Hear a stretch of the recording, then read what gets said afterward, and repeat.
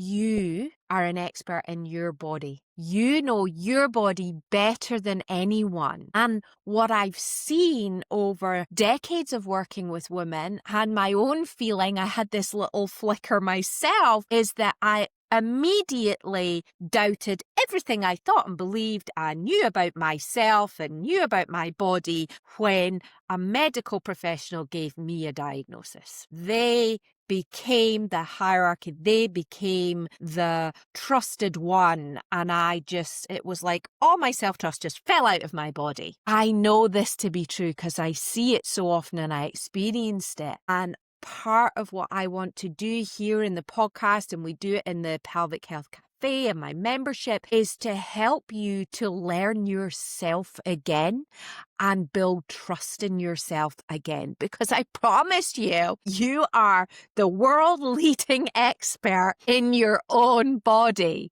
You really are. You absolutely are. You are an expert in your own body.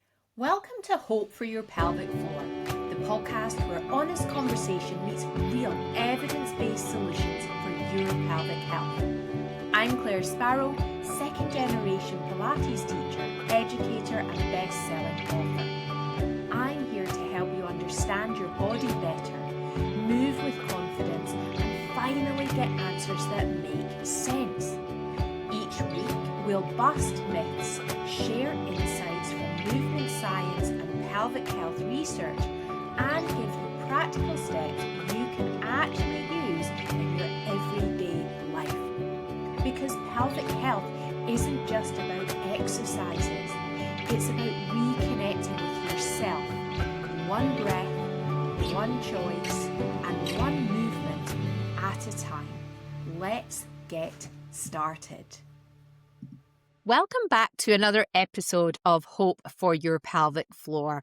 I want to start this episode with a big shout out of gratitude, just to say thank you to all of you who have been diligently listening and sharing your positive feedback. It really does mean the world, because it always feels a bit funny, me sitting here talking to all of you in my head on the screen. And I just really, I don't know, it just gives me so much more motivation to keep going, because I know your messages and all of the reviews and the sharing that you're doing of the podcast is really, you're a supporter of me and this mission, my mission of reaching more women with hope for their pelvic floor. So you're all playing a really, really vital role. And I just wanted to thank you for that and encourage you to keep going, keep moving forward side by side with me, sharing this message of hope for your pelvic floor with as many women as you can. And if you're listening, you think, oh yes, I meant to review and I haven't yet, please take this as your little invitation to do that, because it really does work. It makes the podcast go up in the rankings and more women will be invited then to look at it and listen to it. It's all an algorithm thing. And so your support means the world, and I really appreciate that. So we're deep into season 3. We've got a few more episodes left before the end of this year, which is quite frightening. I think the conversation this whole week has been around, how are we already this far into November? Where has the year gone? I know we're all feeling the same way. This episode is, it's got a cheeky well, I always have a slightly cheeky title, but the reason for that is that I want to stop people and encourage people to think. And so this episode is entitled, They Say Don't Lift, I Say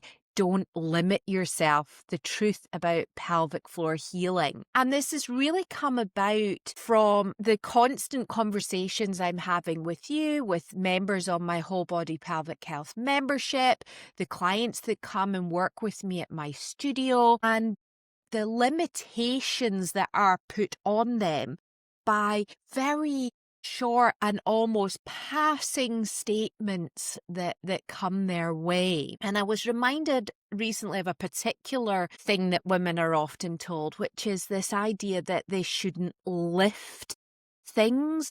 You know, this idea of You just have to accept what's happening. This is the best you can accept. So therefore, just don't lift anything. And it's so life limiting and totally unrealistic. I mean, how do we live a normal, everyday life if we can't lift anything? And it's not just anything but heavier things. And by heavier things, I've had so many women say, well, they told me I couldn't lift a full kettle. A full kettle. How are you going to make the family a pot of tea or whatever if you're not able to lift a kettle? The idea is so ludicrous to me. What I think immediately is, how could I teach someone how to lift the full kettle? Anyway, and I'll go into some kind of suggestions and ideas, but what women are being told is this sort of variation on the theme, don't lift heavy things. And it's often accompanied with the diagnosis of prolapse, or after prolapse surgery that's perhaps not been successful, it's perhaps failed, maybe after having a hysterectomy, and there's different types of hysterectomy, so depending on that, after having a C-section, after having an episiotomy or a tear. And sometimes this advice or this recommendation to, as much as possible, don't lift anything heavy, it's not given a kind of parameter, a measure, if you like, to know, well, what is heavy? Because what's heavy to, somebody in their early who was lifting weights at the gym and then had a baby is not the same heavy as somebody who's 85 and hasn't lifted weights of any sort throughout their whole life and all of that. So it's complicated. What's heavy to one is not heavy to another. So how do we decide what heavy is? And then, well, for how long? Is this for the rest of my life? Is this for 6 weeks? Is it for 4 weeks if my baseline is different to somebody else's? It's very, very difficult.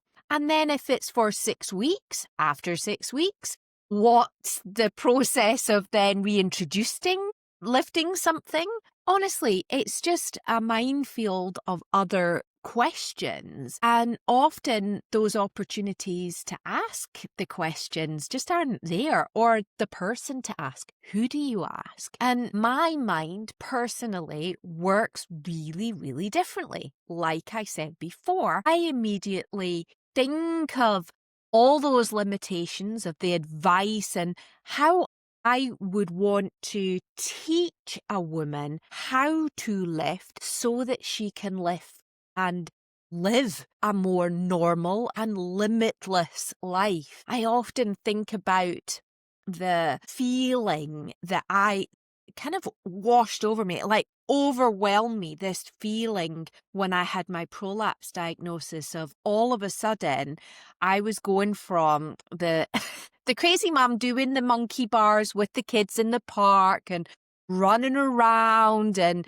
doing everything they did, I did, to being the mum on the sidelines, and this feeling like I literally felt a physical stepping back, like I was literally going to be living on the sidelines of my life, of my children's life. And it was all because of this limitation that was imposed from that diagnosis. So some of the other things, and I will go on to explain, a little bit of a suggestion of what you can do, but some of the other things that women are told, because maybe you haven't been told not to lift heavy things, but maybe you've been told not to run or jump or to avoid penetration. These are things that women are regularly told. But then let's think about what that actually means. This idea of not lifting something heavy, not running, squatting, jumping, allowing penetration, all of these things. What does that look like in everyday real life terms? It means that they're asking you to just don't play a sport. I have so many women who absolutely love to play netball or field hockey. and other activities, tennis even, all of these things that they're wanting to do for the exercise, the socialization. Fun. We're allowed to have fun. We can do something just because we enjoy it and it's fun. The other activities of everyday life that are just normal things. How many of us are doing laundry? I know for sure we're all doing laundry. We literally have to bend down, which is just a squat, to pick up laundry. I've 3 boys, 2 of them are teenaging at home and one's at uni, and we are constantly having the same conversation I know many of you are having about picking their things up off the floor. I'm constantly picking the laundry up off the floor, the towel off the floor. It's like being in a movie, it's literally the same thing. I have to squat down, and of course I'm not going, okay, take a breath here and make sure your feet are parallel and go down slowly and breathe out, come up. As if we need to have our body taught how to be reliable in those situations so that, my feet are a bit staggered. I might bend a little bit in my spine as well. It's not a choreographed event picking the laundry up. The laundry basket, it gets heavier the more you put in it. So there we have something we've got to lift up. I like to have a nice cup of coffee. I am filling my kettle. I am lifting my kettle. We're all doing these things. The other things that those statements that just don't run, squat, jump, allow penetration, the other things that means just don't have sex. What if you still really want to have an active sex life? Why shouldn't you? I have women who come to me in their 60s and 70s who still want to have an active sex life, but it's been ruled out by a medical professional. They just expect you to put up and shut up, to accept that there's pain, therefore we're not going to do that. Actually, I think it's okay for us to ask for more. It's okay for us to say, no, I'm not satisfied with that. It's also okay for us to say, yes, I don't care what age I am, I still want to have an active sex life. Why shouldn't you? We can ask for more. I always say this in the podcast, we can ask for more from our pelvic floor, and we can ask for more from the advice that we're getting. The other thing, of course, is if you're still menstruating and you've been told don't allow penetration, you're not going to be able to wear a tampon then either. Then it means you can't go swimming or you're limited in other activities that you're doing. You should be able to do those normal things. We can learn how to do those things. And then we've got other simple things like if you're not meant to lift anything, how do you lift your child or your grandchild? How do you pick something up off of the floor? How do you build bone density, bone health if you're not lifting heavy things and you're not bending up and down? And I could go on, but you can tell I said to my assistant that helps me to publish all of this and put it online, I said, I feel like this is borderline ranting because I just feel so strongly about the things that we are just told to accept. This just don't. I mean, no, I want you to learn how do we do these things. One of the things that I would suggest in the how is doing some simple rehearsal exercises. What would it be like to stand, have your legs together, do a small bend of your knees, and then breathe out and stand up, where you're not doing a big squat, you're rehearsing and preparing to do a bigger squat. What would happen if perhaps you held something closer to your body? Of course, I'm not talking about the kettle, but something a little bit heavy, even just a couple of tins of beans held to your chest, and hold that for a moment and then put one, then the other down.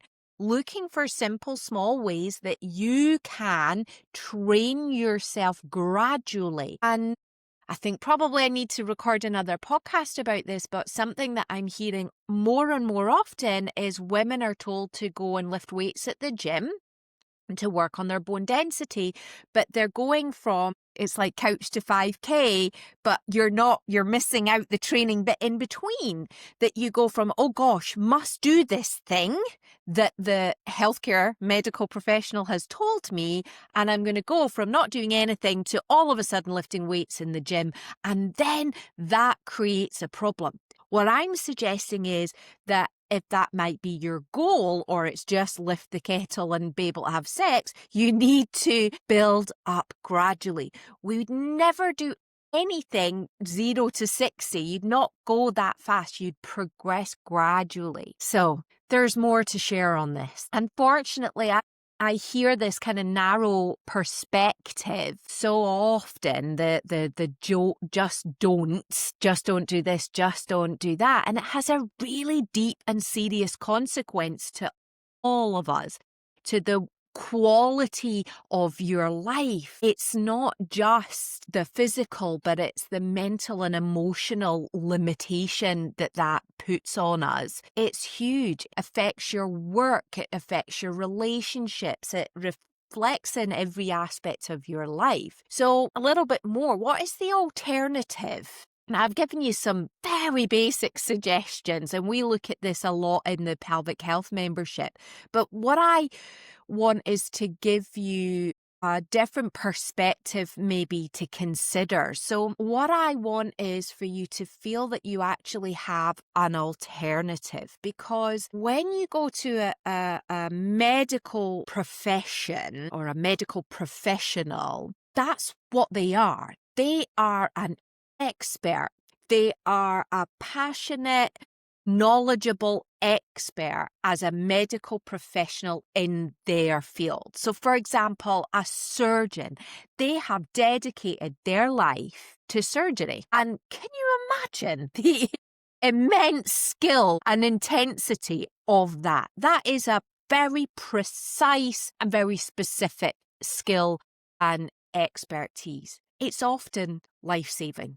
It's vital. And you might have had some incredible life-saving surgery for you. And this is really important, and it's not to undermine the importance of that. I want to emphasize that they are a medical professional in their expertise, in their realm, and they are so important, so important. However, they're not an exercise or movement expert. That's not what they've trained in. It's not where they've poured years of their life, thousands and thousands of pounds of investment, dedication, long nights, long days. All of that investment has gone into their medical profession, their expertise there. I have dedicated hours, thousands of hours, thousands of pounds. I've dedicated long days, long nights, all of that to be a real movement expert. So is it really the scope of practice of a medical professional to tell you what movements you can and cannot do? And it's a serious question, and I know it might be a bit controversial, and I'm not undermining the vital role of our medical professionals. However, it's not really in their scope of practice because they don't know about the body, the movement, in the impact of load, and how things can be trained differently, and the difference between women all through their lives. It's really the expertise and the scope of a movement professional, someone who really understands that. And what an amazing collaboration and relationship there can be between the medical professionals and the movement experts. And as a Polestar educator, I teach our students, and I really emphasize this to our students, the importance of knowing your scope. As a movement teacher, your scope of practice, and it is not to give medical advice. We do not, cannot, we are not trained, we are not experts, and we can liaise, we can build relationships, we can form links with the experts in their field so that we can support each other to gain the best life-giving results for the women that we work with, to keep women off the sidelines of their lives and deeply in their lives, making impact in their lives. So, I think we put so much almost pressure on medical professions often, and those professionals are on a pedestal to us. And the other point that I think is important to know is that you're also an expert. So I'm a movement expert, an exercise expert. That's my scope, and I've trained and dedicated my time to that. You are an expert in your body. You know your body better than anyone. And what I've seen over decades of working with women and my own feeling, I had this little flicker myself, is that I immediately doubted everything I thought and believed I knew about myself and knew about my body when a medical professional gave me a diagnosis. They became the hierarchy. They became the trusted one. And it was like all my self-trust just fell out of my body. I know this to be true because I see it so often and I experienced it. And part of what I want to do here in the podcast, and we do it in the Pelvic Health Cafe and my membership, is to help you to learn yourself again and build trust in yourself again. Because I promise you, you are the world leading expert in your own body. You really are. You absolutely are. You are an expert in your own body. And almost to get ready to wrap up, I also wanted to explain a little bit more about movement. What do I mean by a movement expert? And movement expert is someone who really understands the healing potential of the body. And they know that given the right opportunities, the right environment, the right feedback, the body can retrain. It's absolutely incredible. It can retrain, it can heal. And we've talked about this before. And in relation to Pilates, I'm an expert teaching and educating Pilates, and I do this and we do this as Pilates teachers using the assistance of props, using the apparatus like the reformer, removing challenges like gravity. Most of us feel our symptoms most when we're upright. So can we come and lay down on our back, do a little bit of re-education, gradually build up to vertical when the body is ready, and challenge it there so that you can lift up the kettle. And that's really, really an important understanding, is that you may need to come off your feet to be able to rebuild and get back up there. And we always will do that.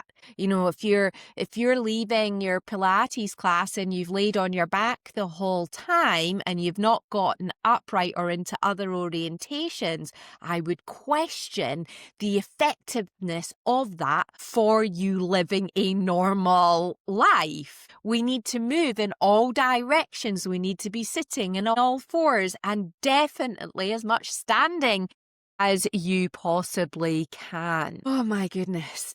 And then the other part is, I've said it before, and you can go back and listen to other episodes about this. A movement expert also knows that when one part moves, all parts move. So we're aware that whilst you may have had surgery in one area, it's going to affect the other. There's also a kind of reversal as well, this kind of idea of when one part moves, all parts move, but also if one part's removed, other parts will just fill in the gaps. That can be trained. I may have told the story before in an episode where Joseph Pilates worked with a woman, a female dancer. She was a prima ballerina, quite incredible, and she had one of I believe it was the first double mastectomy at least in New York, if not broader than that. And she was told, you'll never dance again because of the surgery. It was quite extreme in those days because obviously it was the early days of the surgery. And she worked with Joe, and basically, if part of the chest muscles were removed, somewhere nearby, like the shoulders, will just take on the role of what's missing.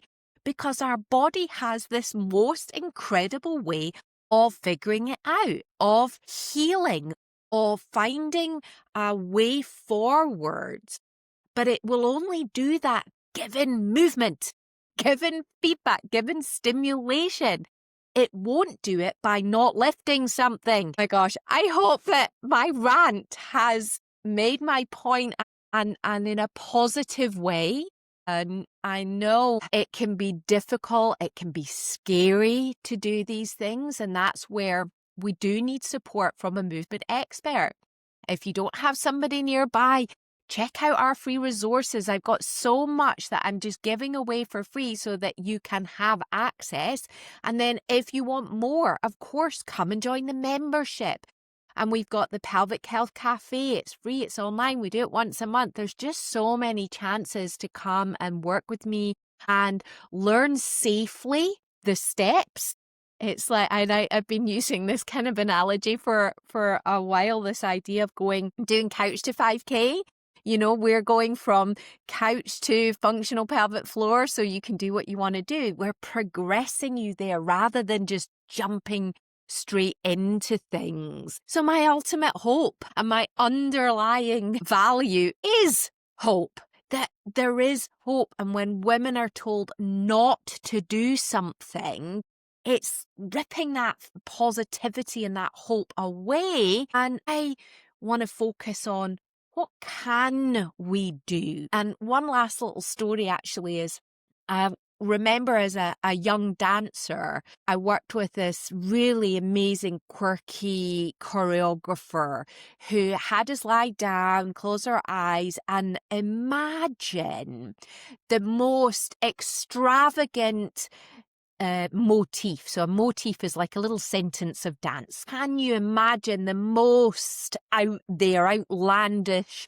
without limits dance motif? And then she invited us to open our eyes and create as close as physically possible to that motif, to that thing that we envisaged in our imagination. And that's how I see this. How can we get you moving as close as possible, if not to that goal movement, whether it's running or squatting that becomes your goal? How do we edge you as close as possible to that goal? Maybe the goal is to jump.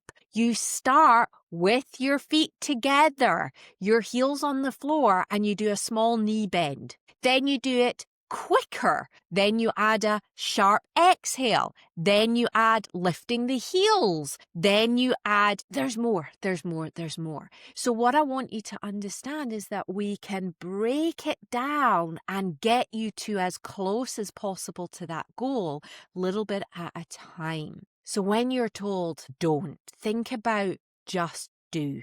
What can you just do? What's the mini version of that thing that you can do? And I want to share one last little thing today, because we're in this busy, silly season, aren't we? It's getting so that our inboxes are full of must-have offers, the discounts that you can't live without, and it's everywhere. You're also thinking about the festive season and everybody else that you need to take care of, everybody else's needs. And I just want to remind you, this is also a time for you to give yourself the gift of hope by choosing what you listen to, what you read in your inbox, what you invest in, and the questions that you ask. Asking yourself, is this true for me today, is a really important question.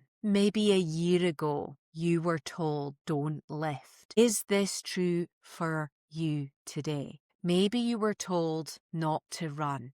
Is that true for you? It's really, really important to ask yourself that question. Thank you so much for listening today. Remember, there is hope. There is something that you can do, and I will see you next episode. Thank you for tuning in to Hope for Your Pelvic Floor. If this episode resonated with you, please subscribe, leave a review and share it with someone who needs it. It really does help more women find the hope they deserve. For deeper support, head over to wholebodypelvichealth.co.uk to explore the Whole Body Pelvic Health membership. You can ask for more from your pelvic floor and I'll be here, your voice of hope every step of the way.